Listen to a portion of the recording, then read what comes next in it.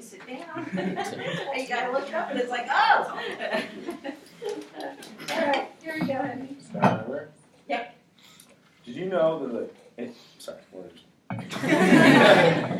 Did you know that the construction industry accounts for 40% of total energy-related emissions? Growing up and working in the construction industry, I've noticed many ways in which we can incorporate more sustainable materials that we build with. Today, I'm going to talk about hemp in construction. Industrial hemp is one of the fastest growing plants and can be grown in nearly any type of soil all around the world.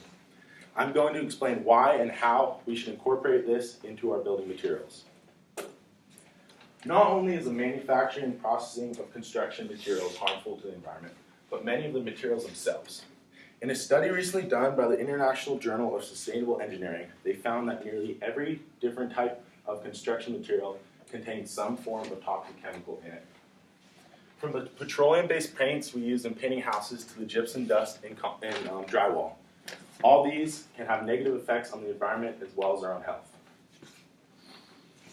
Hemp, also known as Cannabis sativa, has recently become a very popular and groundbreaking addition to the list of sustainable materials we can use in the construction industry.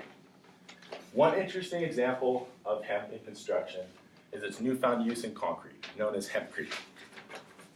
According to Terry Wills, CEO of the World Green Building Council, 7% of total greenhouse gas emissions is related to the concrete industry alone. By now, we can now incorporate hemp fibers into concrete to make it more sustainable, stronger, insulative, and water resistant. Besides concrete, hemp can be compressed and laminated into molds to make roofing shingles, to make pavers, to make bricks, and even flooring. In a similar process, hemp fibers can be incorporated into drywall so that it uses less gypsum dust, which is a material mined from the ground. In conclusion, hemp can provide a sustainable and even advantageous use in many construction materials. The cost and availability of hemp has hindered its presence in the construction industry up until now.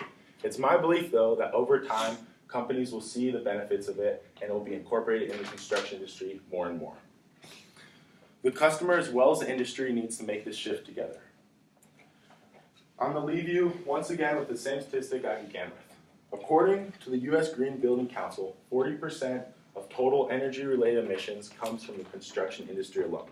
It's obvious that a change has to be made, and this green leafy plant may just be the answer. Thank you.